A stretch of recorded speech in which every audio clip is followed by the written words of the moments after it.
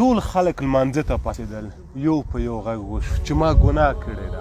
رسول الله صلی الله علیه وسلم غږ وکړ چې کینه کینه فلان آرامه کینه. کله چې لمونځ خلاص شو حبیب الله صلی الله علیه وسلم غږ وکړ چې څوک و هغه ځوان چې ګناه یې کړې وه. صحابي ورته وکړ چې زه وم یا رسول الله. ویل چې ستا ګناه الله پاک معاف کړه.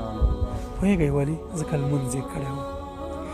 د یو انسان د کور مخې ته یوه ویاله وي، دی 5 دفعې هره ورځ په دغه ویاله کې ځان پاکوي، غسل کوي یا ځان مینځي. آیا د ده په بدن باندې به کوم خیر یا ناپاکي پاتې شي؟ نه چېرته. حدیث شریف کې راځي چې همدغې ته ورته یو انسان چې 5 وخته لمونځ کوي د ده ګناهونه به ټول پاک شي.